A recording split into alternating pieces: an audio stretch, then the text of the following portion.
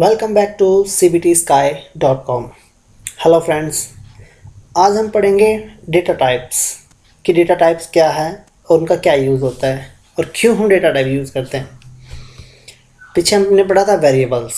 हमने variables declare किस तरीके से किए थे कि एक वेरिएबल मैंने लिया नेम और इसके अंदर मैंने एक वैल्यू पास कर दी PARVESH सरोहा, एंड देन मैंने एक वेरिएबल लिया एज, इट्स 27। ठीक है, ये हमने एक वेरिएबल्स बनाए थे। तो आज हम पढ़ेंगे डेटा टाइप। डेटा टाइप का मतलब क्या होता है, क्या होता है डेटा टाइप और क्यों हम इसको यूज़ करते हैं। देखिए, जब वेरिएबल्स हम बनाते हैं, हमने जो भी वेरिएबल हम बनाते हैं, वेरिएबल का यूज़ होता है कि किसी न किसी प्रकार का डेटा अपने अंदर स्टोर करना। लेकिन जो डेटा हम स्टोर करते हैं उसका भी एक अपना टाइप होता है। जैसे हमने एक परवेश सरोहा किया, इसका एक टाइप है दैट इज स्ट्रिंग। ये एक स्ट्रिंग है। अगर आप कोई भी अल्फ़ाबेट्स यूज़ कर रहे हो, उसको सिंबल स्टोर कर रहे हो, तो means that is a string. लेकिन अगर आप यूज़ कर रहे हो न्यूमेरिकल वैल्यूज़, जैसे हमने यहाँ पर 27 यूज़ किया, that is a int, that is a integer. ये एक इंटीजर वैल्यू है। तो ये हर एक डेटा टाइप होता है। तो कैसे हमें पता चलेगा कि डेटा टाइप क्या होता है और क्यों हम यूज़ करते हैं। सबसे पहले हम पढ़ेंगे डेटा टाइप्स हमारे होते कौन कौन से हैं। सबसे पहले आता है हमारा स्ट्रिंग, फिर हमारा आता है इंटीजर,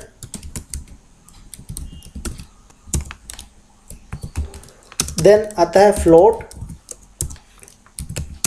देन आता है अपना बूलियन, फिर आता अपना एरे,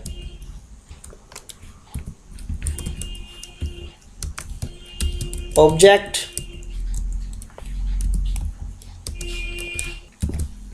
देन नल, देन रिसोर्सेस। तो ये अपने 8 डेटा टाइप होते हैं PHP 5 के अंदर। स्ट्रिंग में क्या क्या होता है, मैं एग्जांपल्स आपको साथ में लिख रहा हूँ। स्ट्रिंग फॉर एग्जांपल जिसके अंदर A to Z आए, 0 to 9 एंड सिंबल्स, मतलब मिक्स होता है। इसके अंदर कुछ भी आप लगा सकते हो, that is a string. Integer के अंदर सिर्फ इंट वैल्यूज होती है, जैसे ये। लेकिन फ्लोट क्या होता है, float that is A decimal values. अगर आपको कोई भी कहीं पे भी डेसिमल वैल्यूज यूज़ करनी पड़े, दैट मीन्स आप यूज़ करेंगे फ्लोट, क्योंकि इंट जो है कभी भी डेसिमल वैल्यूज नहीं करता। Never use decimal values. कोई स्पेस नहीं होता है, no space, no symbols. Boolean, इसके अंदर से 2 ही वैल्यूज होती है, true and false. Array contain करता है मेन्यू वैल्यूज। इसके अंदर आप स्ट्रिंग भी आ जाती है, आपके इंट भी आती है, लेकिन किस तरीके से, that's array in the form of array. ये आपका एक एरे है।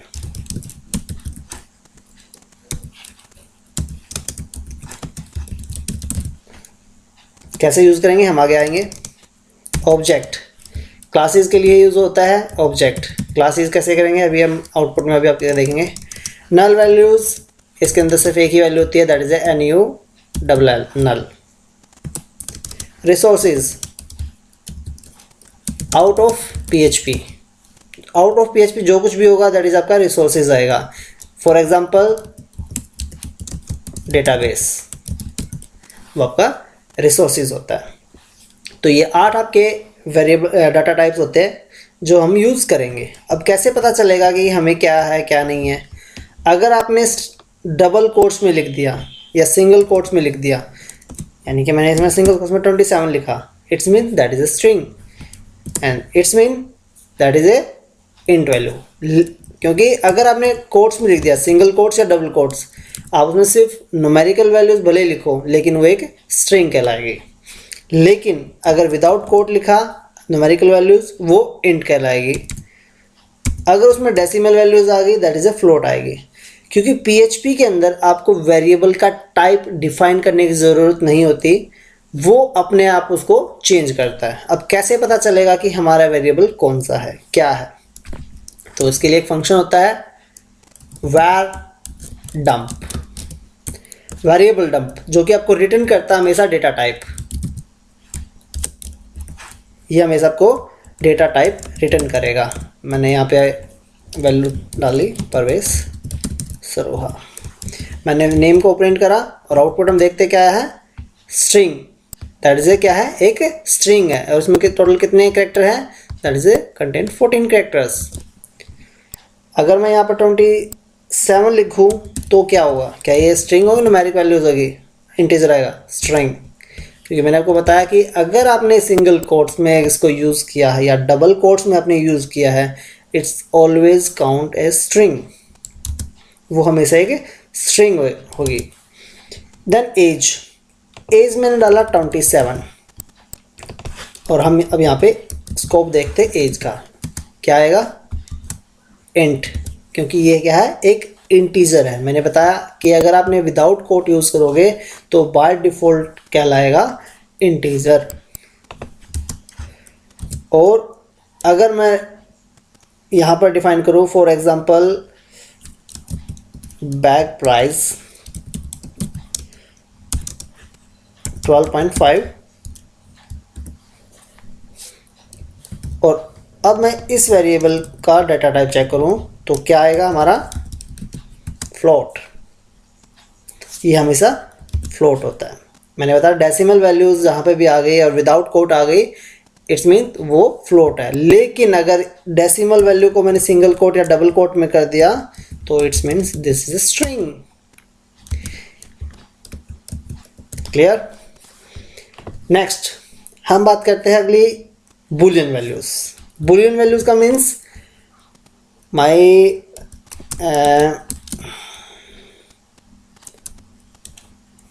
बुल, फॉर एग्जाम्पल के लिए हम ये करते हैं और यहाँ पर वैल्यू दे दी ट्रू। तो ट्रू स्ट्रिंग भी है एक तरह से, लेकिन ये एक बुलियन वैल्यू है,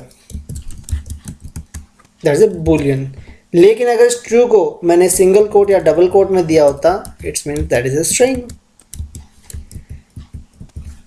मीन्स जहां सिंगल कोट या डबल कोट आ गया वो स्ट्रिंग कहलाएगी, डेटा टाइप कुछ भी ना हो।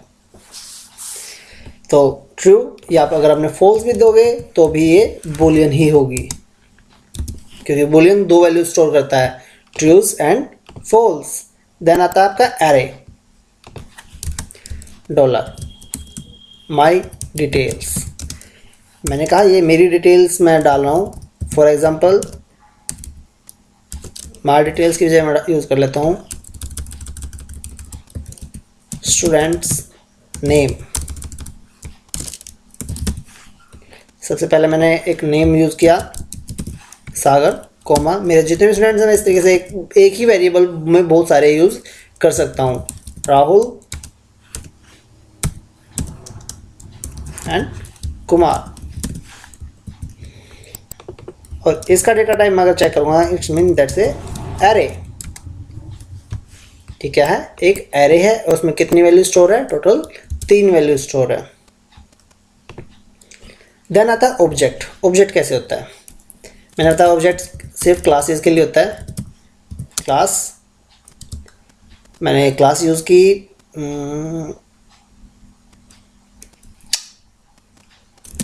जैकेट। इस क्लास के अंदर मैं एक फंक्शन यूज़ किया, फंक्शन बनाया जैकेट, या फॉर एग्जांपल मैं कलर यूज़ कर दिया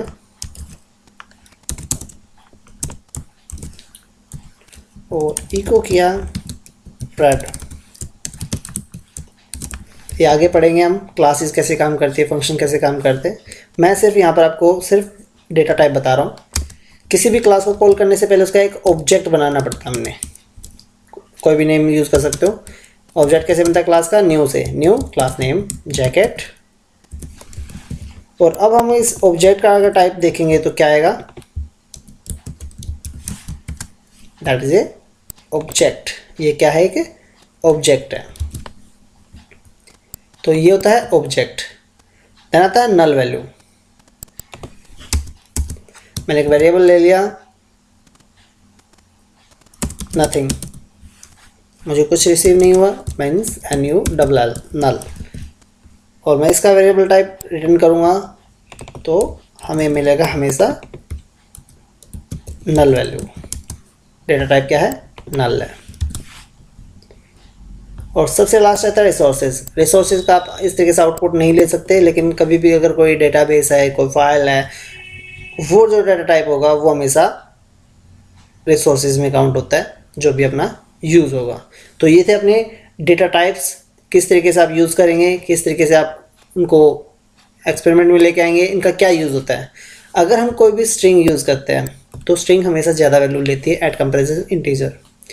लेकिन अगर हमें कहीं पे सिर्फ ट्रू फॉल्स चेक करना है, अगर रिटर्न में देखना कि ये कुछ हैपन हुआ है या नहीं हुआ, वहाँ पर हम ट्रू फॉल्स बूलियन वैल्यू का यूज़ करेंगे स्ट्रिंग के बजाय। ये आपकी वेबसाइट की, आपके डेटाबेस की, आपकी कोडिंग की परफॉर्मेंस को बढ़ाता है।